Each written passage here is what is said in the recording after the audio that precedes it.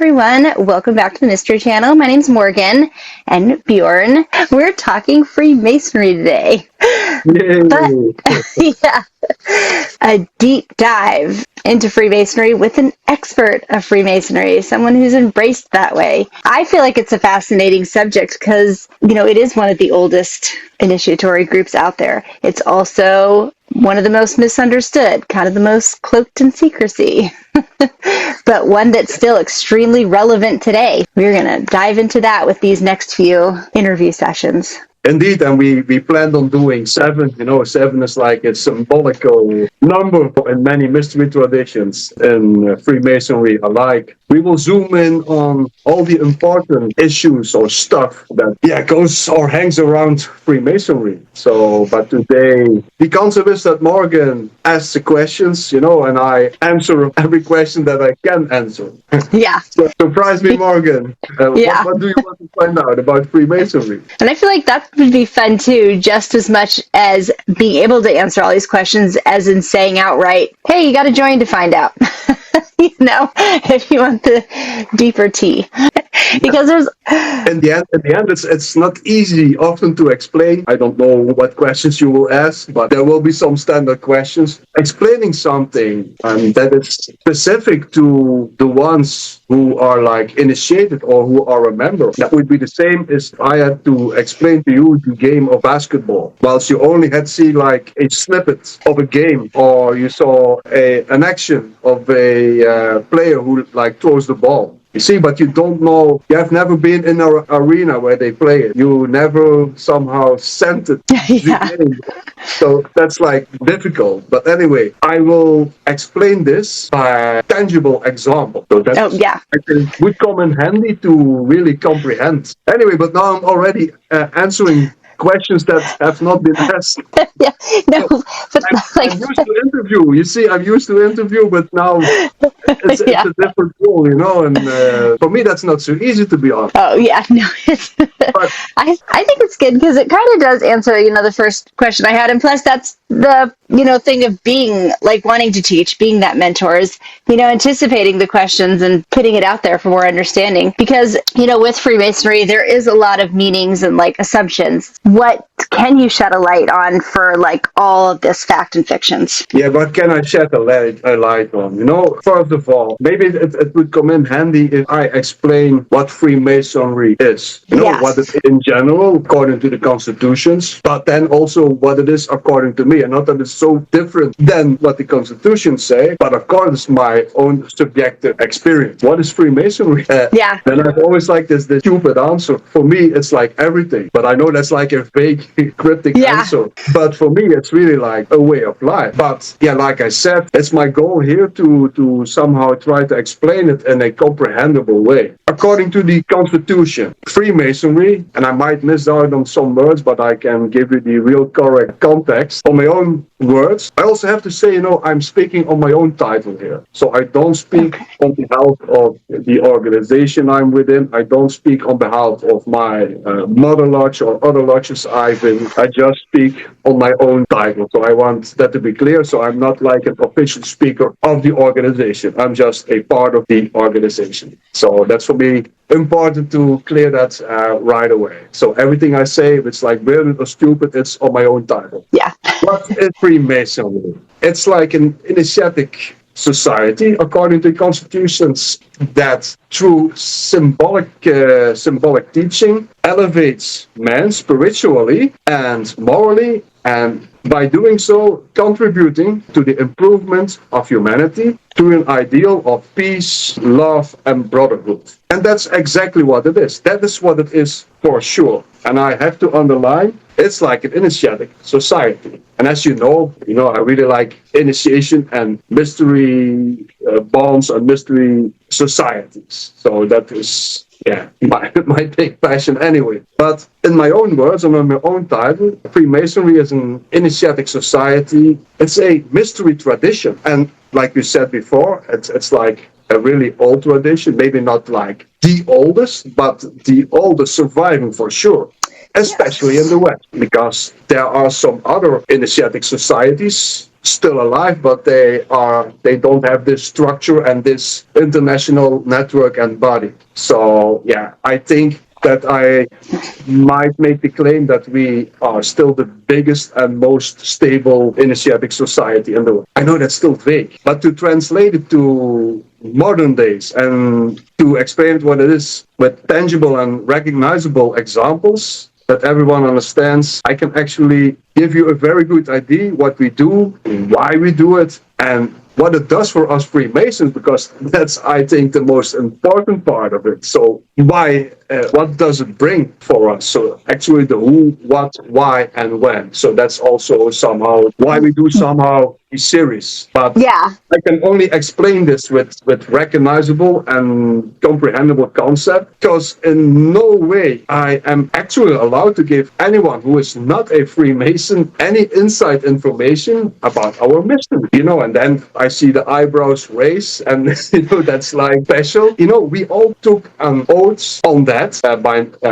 We swore that we would never give the mysteries away, and we take this very serious. At least I do so. And we are, by the way, not even allowed to talk to our own brethren who have not yet received the degree that you have. So we have like 3 degrees. You come in like an entered apprentice. Then after that, you are a... Yes, fellows. Okay. In symbolic Freemasonry, so like in the blue lodges, we have like 3 degrees. So the first degree, so then you are like the entered apprentice. After that, you are the fellow craft, and after that, you become a master mason. But a fellow craft knows more or has received more mysteries than the entered apprentice. So also a fellow craft cannot say the mysteries to a entered apprentice. So that's very important, because otherwise you would take away on the aha moment. You see, that's somehow the goal of initiation. And I will explain this more in depth later. So these mysteries are not saying our rituals or what will happen or our passwords or holy word. That's out of practical reasons. That's not by being secretive. See, we have to sort these mysteries, and during and after that, in the lodge meeting, as we call them, we somehow contemplate on that. And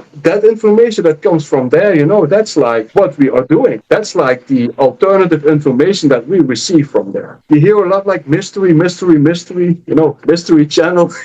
We like mystery. That's also like our theme in like Mystery Channel. Everything that has to do with direct or indirect with mystery. But to be honest, I have to admit I avoid to use the word secret and secrecy, because that word nowadays, that's somehow mostly understood in a pejorative way. And if the word secret somehow comes on a radar, you can test it for yourself, then people think, okay, but this is like dangerous, because someone else might have information where he can benefit from in my disadvantage. You see, but that's also like the underlying idea. Okay, knowledge is power, and that's true, but that's not the case here, because I can right away, the spoiler alert, the most significant secret the Freemasons have is that there are no significant secrets in that way. Yeah. We receive are totally subjective. And even if we wanted to express them, we are not able to do so.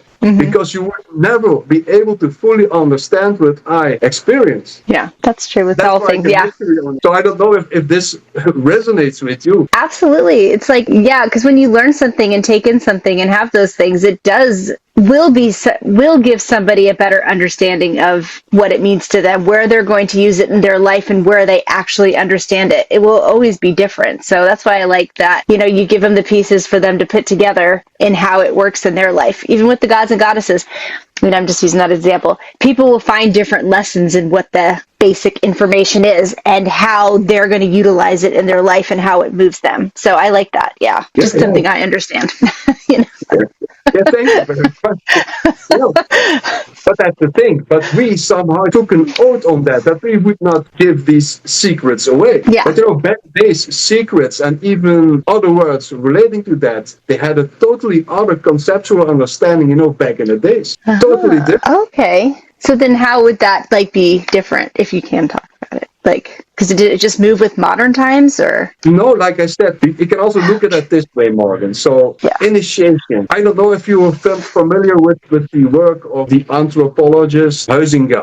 If it's like from a previous century, and he's somehow in cultural studies and all that, he's like a big player. He comes with the concept of the homo ludens. So, the playing man or playing human. And he also talks about even like the concept of the game or the framework of the game is like the magical circle. Okay. Yeah. That's like a brilliant concept. What's the use of playing? So the use of playing is playing in and by itself. You see, when you were playing as a kid, you are just like playing and you have fun. You are like in a different zone and you go really totally up and whatever. When I was like a little kid, I was sitting like in a carton box with a plate in my hand and I was sitting like in a car. You see, and I like if I was driving a Formula One car. You see, just by playing. But if you would rationalize that, no parent in his right mind would say, but act normal. You're just like sitting in a carton box with an eating plate in your hands. You're crazy. But if you look at it that way, you can have a point on that. But the ontology of it all, if you can step in that mind of that child, you're like the best Formula One driver. I know, I love that. Yes. And for me personally, doing rituals is somehow the same, because that is what people do intrinsic, wherever they are born all over the world, and especially like in archaic society, they somehow have a cosmology and a cosmology. So how came the earth to be, or how came our universe to be? How is our universe structured? And then how we somehow live in this universe. We need a myth, an explaining myth. And in order to somehow engage in that life, people organically do rituals. They become the hero. Or they become the god of this or that feast. I like that, But if you start to rationalize that, of course, then there is something to say, okay, are you crazy? You're just like playing, this is not real. But if you do the same, like when I was like a little child sitting in that box and you somehow pass your critical thinking and you just go along without rationality and just be there being ritualistic. So Huizinga, he called that, so the playing man or playing human, the homo ludens. I call this the homo ritualis. That's like an invention. You see, but that's somehow what's happening there. You see, and that's something, that's like really transforming stuff inside of you. And the best thing you can comprehend in that regard. So, of course, I'm like a therapist, multidisciplinary. So my core business is still like hypnotherapy. I do like, I call it like alternative, conversational sessions. But I also do a lot of systemic work. So systemic work is like family constellations, where you somehow make use of the room, the magical circle, like the homo ludens, and you somehow put people in there that represent people in your life, even if so most of the time it's like in your family context or like in a workplace context or whatever. And there you sometimes put the blueprint in the room. And if you change that blueprint, it changes stuff inside of you. That's not magic, that it's not something strange. That's also like, therapeutical. It might be a bit strange though, I have to admit it, but it really does work. And the fun thing is the people who invented that or who somehow got a grip on that, in the early 1900s, previous century, they got a grip on the concept of that, like theater players, if they had to go for a practice, and for instance, they left the house angry with their spouse, for instance, and then they got a role where they had to be somehow like aggressive or they had to be assertive. They pretty much immediately saw when they stopped with rehearsing that they felt much better.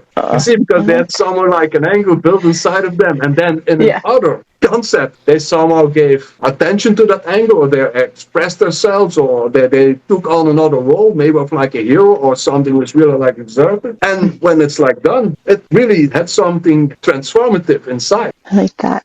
And that is our method. That's where we stand out. So, of course, as a therapist, I think for now I work for like 30% with particular clients. I don't know even if this like in English word that's explained it better. For like 70%, I work like with entrepreneurs, with people from the sports world and longer trajectory. That's like personal development. Actually, we can say, okay, but Freemason is also like personal development because we make from good men even better men. And conceptually, we go from the rough ashlar to the perfect cubic stone. But it's like an old concept. The alchemists, they went from lead to gold. Oh, yeah. From zero to hero. Yeah, from the hero's journey. To the king. You see, and I'm imagine from a fool in the woods to the best knight there is. Yeah. And you see, there is this symbol structure of personal development. And our personal development, our method, the method of the Freemasons, is with rituals and symbols. But this nowadays, people might scratch their head and say, okay, this is like strange. Yeah, I have to admit. But back in the days, this was like totally normal. And in that regard, there were many mystery traditions, and they somehow often had like the same goals, even like the same symbolic structure, because the underlying spiritual idea is that we go for unification, that we go back into one, that we heal in one, not within ourselves, but also the idea that we somehow fell out of the sacred and that we now have to go back home, by means of initiation. You see, in old mystery traditions, there is this idea, and you can also see this like in the Garden of Eden, that by misconduct, we fell out of the sacred. You see, so this has been the moral undertone. And then we felt from, you can somehow comprehend that in a bigger symbolical structure, that we fell from the space behind the fixed stars, and we fell all the way to the earth, and we came somehow through the 7 classical planet atmospheres, and falling further down, we lost of our sacredness, of our holiness. Yeah. You see, and there is something interesting in the word holy, because it's cognate with healthy. So we lost our health. You can also see that in that way. You see, falling on the earth. And now we are like here. Here is like, and we have to somehow see to go back by means of initiation and evolve through those stages. That's also why we need those mysteries, because you will find out. See, that's the underlying idea and the underlying structure. But in modern times, if I would sell such a trajectory at my clients, they would say, you are crazy. But it could really work. I have my own personal development, in the lodge, as we go to our temple and our working place. But in regards of our secrets and our mysteries, come on, people. Everyone with 3 brain cells, with some functional brain cells, can really find all our rituals. So what can I say more? But I will not tell them, because I did an oath on them. Yeah, of course. Even I think the first one was like even in the 18th century, and also after that there were some, how we call it, I don't know if it's like a good translation, but in Dutch it's called like traitor writings. But I think you better can grab the context if I use the term exposing writings or something like that. Where some of our former Masons who stepped out of it somehow throw all these secrets on the street. And I really have to say, they are like exact. They are like really exact. Oh, wow. They were even so good that some lodges used that traitor writings in their books to somehow read through their rituals. Yeah. Oh, funny. You see, but these are like but these are the so-called secrets where everyone is like curious for, but you can really find them. The thing is, Morgan, I cannot care if people know these secrets, but people who want to become Freemason, it's better that they will not know these secrets, because it would take away from their aha moment, and it would take away from their initiatic flash of light, so to say. I can absolutely see that, because it's like anything else. You could read all the subjects you want, but until you experience it step by step and how you're putting it into your own way of practice, and like you said, your own spiritual development, knowing the answer at the end of the book changes how you're going to go through the journey, if that makes sense.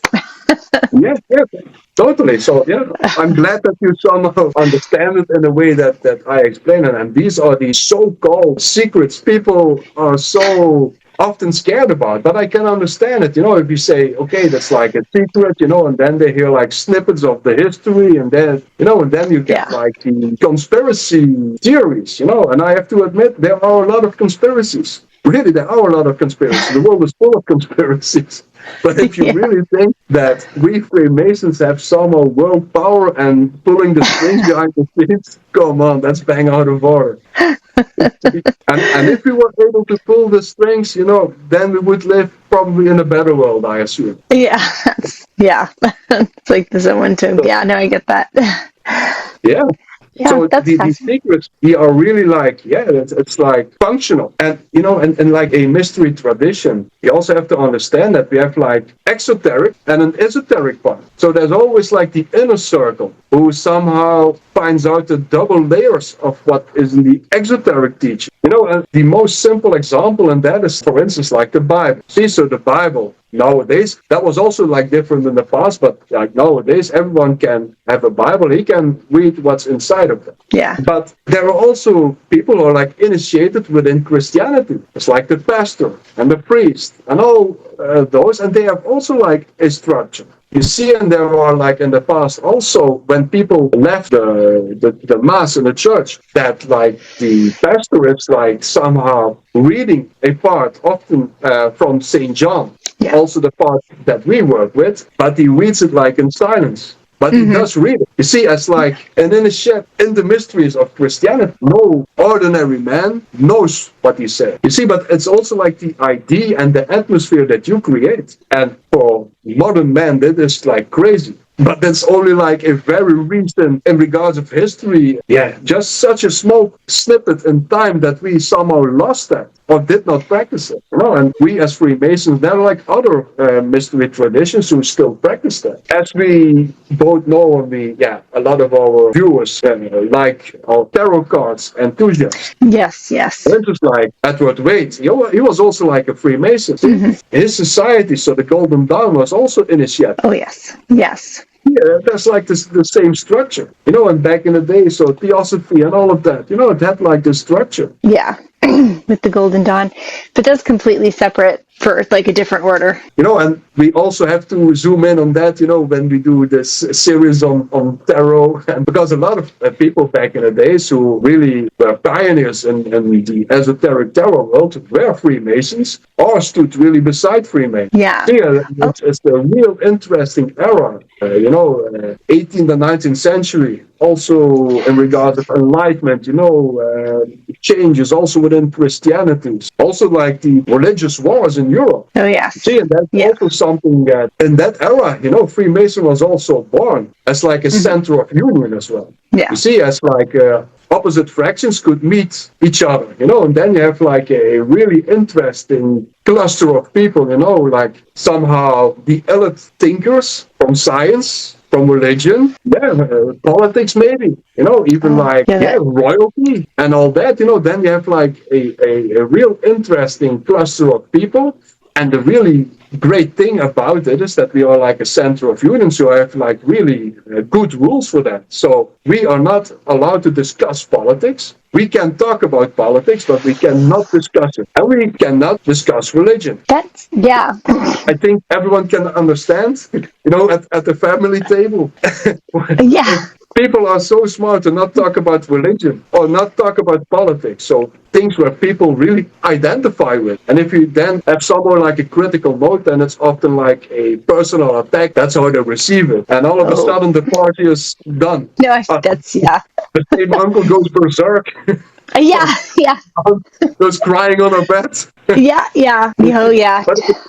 It's like stupid often. You see, but if you take those dividers away, most people can really go through the same door. That's something unique. And I was going to say, that's interesting you brought up religion, because that's the big thing with like even Freemasonry or other things, whether people want to categorize it as, either a way of life or religion, like Catholic. Oh, it's a religion. But for some people, it's just, I'm going to show up at Christmas Mass once a year versus everybody else who lives and breathes it. Versus like even Wicca or witchcraft. It's, oh no, it's not a religion. It's a way of life. But people can't, they have a hard time with that differentiation, needing to label it, needing to have that label. So as Freemasonry, what would you say? on the religion versus way of life versus that initiatory. In regards of religion, how we look back now at religion, because I have to, but religion in the traditional way, that's something else, because it's also like religion has this binding factor. So it also goes back to religare, so to bind again or to bind, but this is because this will bring you astray. From nowadays point of view, religion, what we understand of religion, that there is like a dogma, there is a holy book, and that's that religion. So you have like the religions from the book, Christianity, Islam, Judaism, and whatever. So in that way, it's definitely another religion because we have no dogma. Only one thing that is important, and you don't even have to say who it is, what it is, but there's one thing you have to accept like the French say, a principe créateur, creative principle. And you can fill that in with whoever you want. Okay. See, it's like the Christian God, is it Allah or Yahweh, or Woden or whatever. Yeah. So I think that you someone can guess what my creative principle was. Yeah. I can also say that, so that's not a problem. But a Freemason does not have to say that. You see, so you can sit there, here can sit a Jew, here can sit someone who somehow prays for Allah, and we can all sitting there, we are no competition for each other, and we can all be there with our own ID doing the same ritual. And that's something amazing. I really find that amazing. And that's like the unique concept of Freemasonry. That's also why it's still like a center of union. You see, back in the day, like in England, during the religious wars, there we have like the warring fractures between the Catholic and the Protestant. Yes. See, so there it was like a center of union. And the interesting thing is, if you see like the constitutions of Anderson, that's like the somehow the constitutions, the book with all the rules and all the regulations and all that. And it's like a book from back in the days. And there you see that like two leaders of opposite fractions from back in the days. One, it was like the worshipful master, and he hands over his task to the other. Yeah. Whilst in the normal life, they are like standing opposite of each other. You see how amazing this is. And later on, when it came to the continent, now it's like spread all over the world. So now it's like a center of union of all religions. I like that. And I think that's like really something unique. And if you want to unify people, then that's like the way to go. Mm-hmm. Yeah. So can you imagine that it's like when you enter such a room with people who are aimed towards that, to support that ID, then it's like all other kettle of fish. And it's not that there are never discussions, and it's not that there don't happen things that should not happen. They're just people like everyone else. That's something really great to be part of, and something really great to work on, because there you also see the beneficial part from that. And like in a brotherhood, you somehow have an oath that you support each other. See, mentally or in whatever way. See, and that's something really important. And in the end, because we will do a different episode on history, because that's as a history buff, that's something, and you like that too, Morgan. Yes. To really dive into that, but I don't want to dive too deep into that today, because today I want to explain somehow what is Freemasonry. Yeah. But there are also discussions, but an overall idea is that we somehow are the organic heirs of the real stonemasons guilds of medieval time, the cathedral building. You see, and we Freemasons nowadays, we are speculative Freemasons. So back in the days, they were like operative Freemasons, so really builders, and now we are still only speculative. And of course, some brothers are like really like still builders in their work, or do something in like construction or architecture. Or I also have like a really great brother who is like a sculpture. You see, so they are like still like operative masons as well, but these are like a really small minority. You see, it was also like during history, so in Europe. So the importance of the stone masons guilds dwindled, because there were like other fractions and privatized and all that. And the overall idea is that at a certain stage, people who were not active builders somehow got interest in the spiritual ideas of the real Freemason active builders, and somehow joined their lodges, and they took over there are discussions on how that went and if that went. I will not zoom deeper on this, but this is the idea. But what is clear that we go further on their constitutions, on their ritual, on their rules, on their regulations. That's like if we are still like wearing an apron, having those gloves. So we take on that identity, but that's also our team. You can also see that as a team we work in. And that team, those builders, we build mythical on the Temple of Solomon. Yeah. So we are actively the builders of the Temple of Solomon. And that's also our myth. And during the rituals, we step in that myth. As a sort of, you can see it from out of my therapeutic perspective in somehow maybe like a systemic constellation. That's how I see it. Yeah. You see, but the big advantage of doing a ritual, interesting also in an etymological way. So a ritual goes back to bringing order. You see, if you cannot grasp something or something is fake and you somehow try to measure how it works and you somehow take the outskirts and you somehow measure it. Yeah. And you get part of something else therapeutical. If someone has really severe anxiety, people cope in many ways. But often people get neurotic and they try to stim their way out of anxiety and they have to touch like corners or they have to double check everything. Somehow that's also like a ritual. Yeah. You see, but I come here from another way. So that's what we do organically. If we have we tend to somehow seek patterns. We tend to somehow, even with anxiety, to control, to get a grip on. It's not something strange. That's something that we do. And now you can understand it from our therapeutical thing, but then it's like reactive.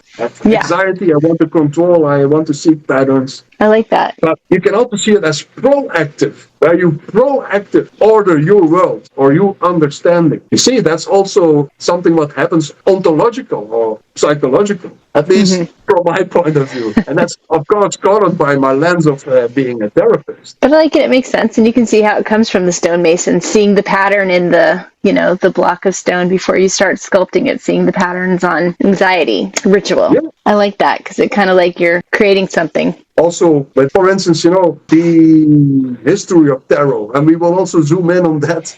And I'm really looking forward to it. I'm working on a publication. So these triumphs, they come from the idea of wagon plays or somehow folk theater, where they somehow had to play like a myth, a local myth even, or a bigger myth from the Bible or whatever, It's like a morality play. And also like within Freemasonry, it's also morality play because we train our virtue. Certain things happen, within these rituals or in that myth, and you get exposed, you get tested by your virtue. And by becoming the hero that has to undergo in the myth this battle for virtue, being good or bad, you live that, you step in that. You see, it's like a totally irrational experience, so to say. And later on, what that transforms, that is like the method. And afterwards, you start rationalize or whatever, or you talk with another brother, or you somehow start to write or journal for yourself. And that's our method. That's like the information. That's like the method. Gives you the back, I like that. People can throw your ideas off of. It's probably still vague, but I hope that I can shed a bit more light on what we actually do by giving comprehensible examples. Oh, yeah, no, absolutely. Yeah, because it's going to be individualistic for everybody coming into it and what they're getting from it. So, like for you, since it's your way of life, what inspired you to become one? Like what inspired you to join that circle? Yeah, exactly.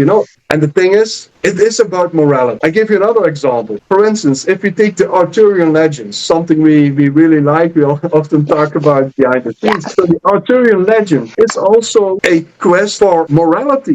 Because the hero has to go through all the stages, and in the beginning, he does not act moral. So he bumps his head everywhere. So what he wants to achieve does not belong. And then he learns from the people inside. You see, that's like an initiatic idea from the people inside. And then he somehow evolves morally, and then he somehow wins. He went from, you have like several stories, but it's like always the same symbolic structure. He goes back in the woods. He starts like uncivilized or like a fool. His mother made this like a stupid costume, and then he meets some knights in the woods. So he goes from uncivilized, wild man, back dagger to a knight. Yeah. Yeah. You see, it's like a process of initiation and a process of personal development. Mm-hmm. And with that Arthurian story, I could really make an initiatic association by myself. Oh, yeah. Oh, yeah, I can see that. There's a lot to work with there,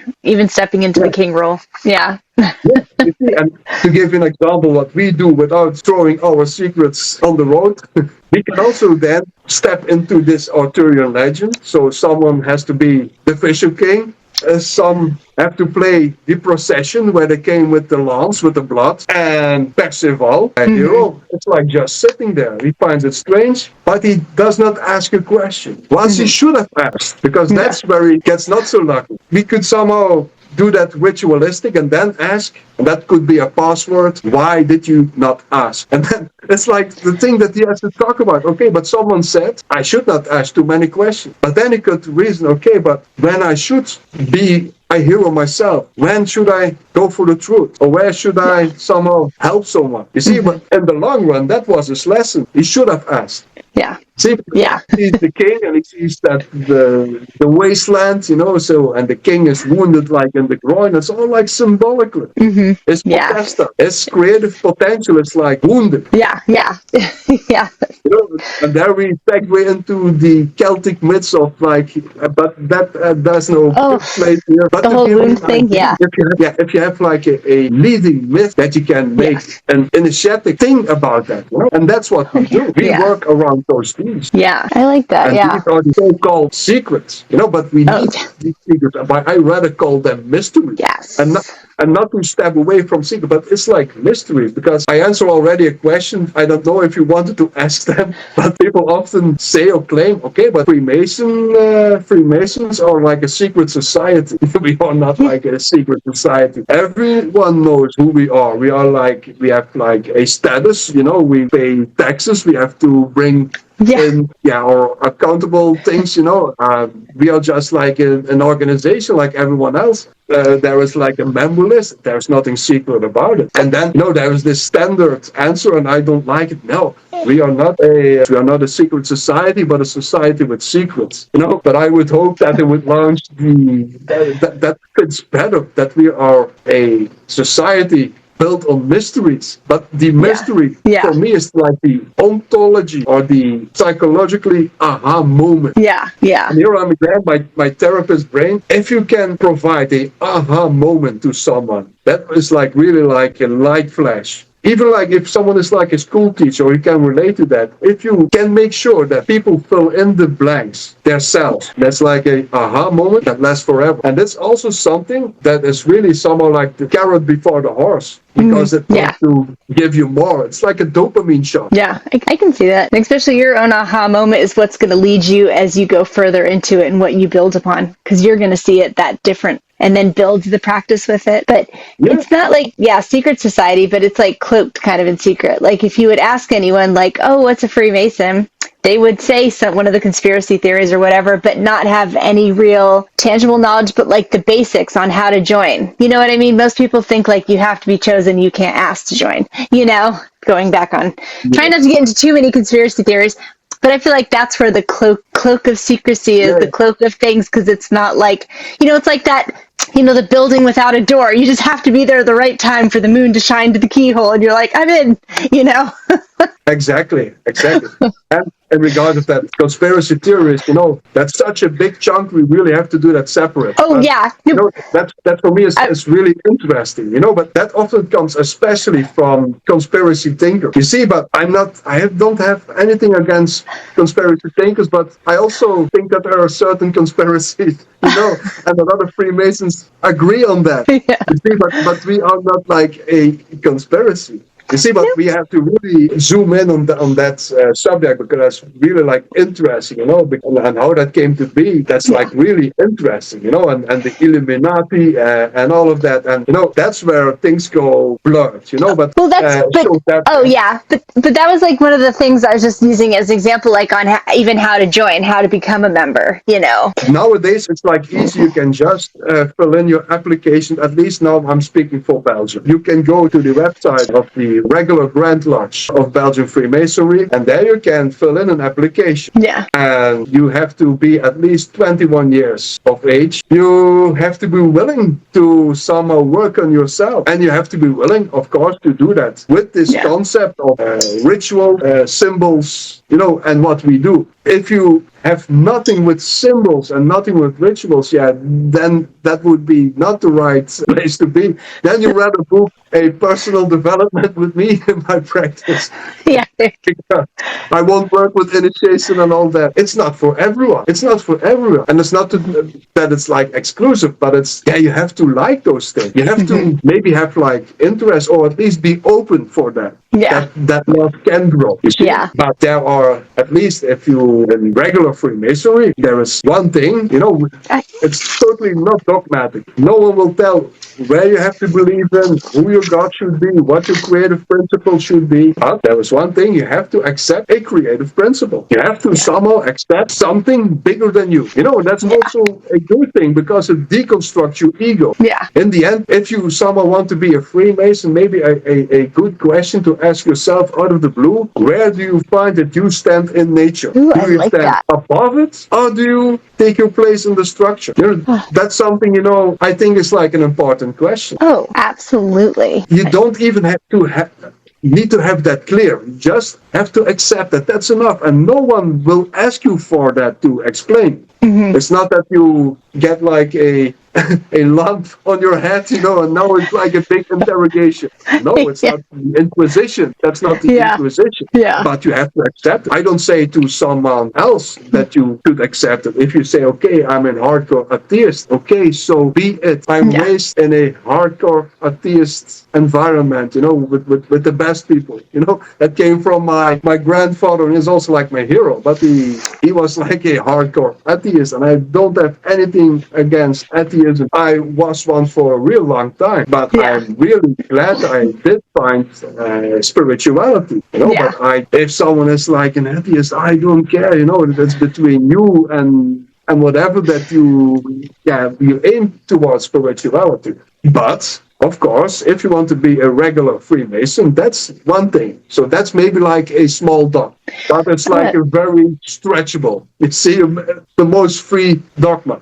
But if you would not accept that, I don't see why you should really join. Well, then you do some strange things, isn't it? If you say, okay, but I don't believe in anything, but then I gotta step into a ritual and somehow step in like a myth for once and forever. And I don't know. That's maybe strange. Yeah, no, I get it. You have to align with what's being offered, or what. And it's only in that way that you somehow get, I think, the best out of it. Oh, but that's my own subjective thing, don't take that for granted. That's what I find, and we can all have different opinions at Freemasons, and we have different opinions, and that's also, by going from the rough ashlar to the perfect cubic stone, that's also a way to somehow relate with people who are different than you, but we are also like really in a corporation. We have to make that thing work anyway. We all have functions. We are still like an old guild. We have like a secretary. We have like an almond. Is that the right word? Almond, isn't it? Yeah, they collect things, like you're saying, like the treasury like kind of thing. We also have like an almond, so it goes to talk with people. So we also have like an almond. And if someone is like sick or someone is like died, he pays a visit and all that. It's like really a working structure. And I am a real big fan of medieval guilds anyway, and their function in society. And all those guilds were initiatic by nature, not only the stonemason guild. Oh yeah, every guild. Yeah, and the great thing is those secrets that they have were also practical. So they were also a protecting unit of a certain profession. People would pay money, and they were like protected if they don't have work that they would be paid out of the collective thing. But you have also applied to certain rules. You see, but you are also like protected. And the thing what the guilds did in medieval time, when you died, they really made sure that you get buried. Nowadays it's like logical, but back in the days that was not so logical, to give you a decent goodbye. And where they took care of the widow, See, or yeah. children without parents from brethren, and there they also did like community work. See, and all those guilds like in medieval cities, they were also protective for the people because they had all their delegation and they had to protect the walls of the city as well. You Well, see, but yeah, there was like definitely. the inner circle of it all. I do have to go back to our tarot history, and that's what I Yeah. also want to claim. These guilds, they had like special privileges because they were allowed to play those wagon plays or theaters or whatever, moral plays. I like that. Well, yeah, because I know now we can totally get into the whole, because tarot doesn't have a religion or anything anyway. It's how you put it in your own practice. But I like that they do that they were able to, because that goes with ritual and initiation, I feel, at least, giving it an intention. Yeah. Well, and it's like a really, really great working, protecting structure, and out of that guild life, a lot of things that nowadays are somewhat privatized, I don't know the right word, like in English, for instance, like the protection of the workers. Mm-hmm. These ideas all stem from there. Yes, like insurance. Okay, I like that. So it's kind of like ahead of their time, and the rest of the world finally caught up. And they were also very smart with educating people. Oh, yeah. We just took over that structure. That's like still like a worker structure, but now we play if we are like the builders. But we also have like these functions. Do it in like a spiritual way. We built the temple in ourselves, and then you also with somehow the hermetic principle, as above, so below. Yeah. So we built on the temple of humanity. Yeah, like that. And it definitely makes sense too. Oh. Yeah. And if we work on ourselves and we progress from the rough ashlar to the perfect cubic stone, we can fit in everywhere. And we can even be the cornerstones of the temple of humanity. But the temple of humanity is like worldwide. As an idea, as an ideal. It's going to grow together. And that's all we do. So, please let us do. Because if you want to have a livable world with morals and I would want that we somehow pull the strings.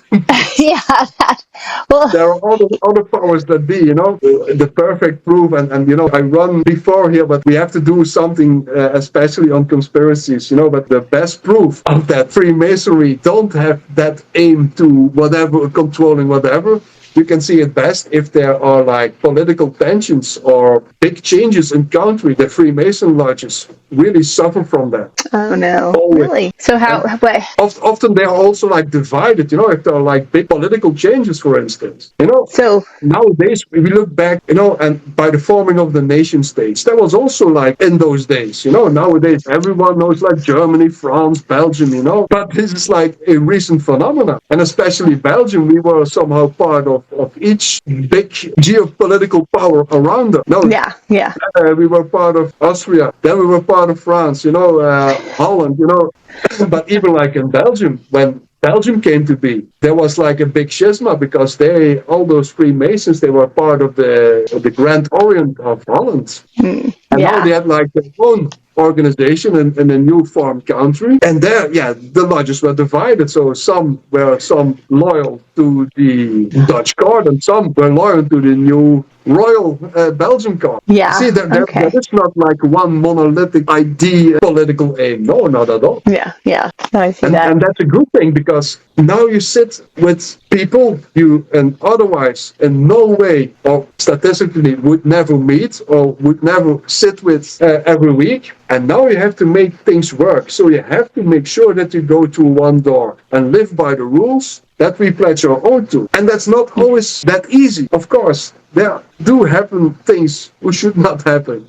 But it's like the ultimate guideline to do so, and it really cuts off a lot of your edges. I became way more of a diplomat. I became way more calm when there was discussion, for instance. While, 10 years ago, if I would not agree, I would slam the door and I would never come back. For instance, after like a toddler.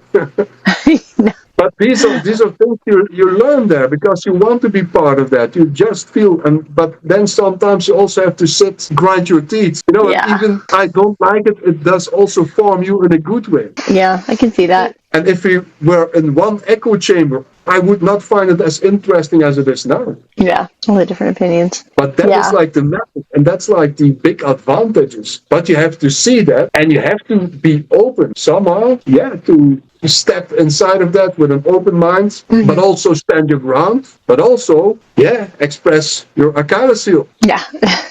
And if you can do this in an environment where people support each other, where people have somehow the same goal or the same idea, and not the same thought, but I hope that I can express that this really transforms yourself in many, many ways, and I would never, ever even believe that beforehand, because my core business has always been, of course, symbolism. From a small child, I was really fond of symbols. I know all the flags of the countries. I knew all the insignias of like the fireman, of the army. That was something I really wanted to know, the story behind an emblem or a symbol. Yeah. I came there and I thought this is like really like heaven for me. But I received so much more than just that, without even realizing. Ooh, like your aha moments. Yeah. See, but it comes like in many ways. Oh no, absolutely. And so basically transforming you in ways you don't even realize, especially like helping people. Personal development. Yeah. And I like in too, a strange way. Yeah. Well, but not just that, like you said, like helping people, find their paths, not just in the regular way you're talking about or ritual or symbolism, but finding a career path, finding like what fits them in this world so that they can be more a part of it as well. Because a lot of religions or a lot of groups, a lot of institutions don't do that. It's just like you're coming, spending time here, and then we'll forget about you after, instead of furthering you along your path. Definitely nice. I think if you want to be actively a decent person, if that's your aim, if that's your mission, that's something I think you can succeed in. But that's also the most important thing, I find. Be a decent person. Be an example. Be a community builder. And that's what we think. What we do, Morgan, somehow, that's how I see it. We come into an ideal world, with all brothers, an ideal. It's not always as ideal as it should be, but the best ideal possible for us humans. I always say I go and look at the construction plan there, and I try to remember, I try to measure it. It's important to be, especially a Freemason outside of the lodge, in your community, in who you are. And I'm really like a Freemason in my practice with that aim, and I'm so happy that I can help people. Really, I'm part of a success, and I'm part of, seeing that people get better, even though they are somewhat devastated. That's also my mission. That was a mission already. The center of union that Freemasonry is also like the center of union of my identity, of the understanding of myself. Yeah. So in that regard, so it's in no way a religion as understood as a religion, but it has these religious tendencies. But like I said, Freemasonry is everything. Encompasses all that, For me, it's like a high qualitative Swiss pocket knife. That's like manufactured. Everything. But it's not like a religion, like a dogma, a book. But it's like, it's not a religion. Point. But if you understand the classical religion as something that binds people, as something that or reconnects people, then it has really like religious tendencies. But it's not like a religion. Point. Well, and even that term has changed, where communities were religious in a way of life, then as it moved through, it became less of that community feel, more of that, we just want things from you, or you have to live this way, instead of bettering it. It's interesting, the evolution of religion anyway. So that's like, because obviously you chose, to be a Freemason and cultivate it, but like, obviously, if somebody isn't doing that, or they're just trying to be that fair-weathered Freemason, you'd probably either help them or send them on their way. Because obviously things aren't for everybody, you know what I mean? And you only get things back what you put in. So if you're not putting anything in, do you guys deal with that a lot? I'm sure. Yeah, it's like you have to be active.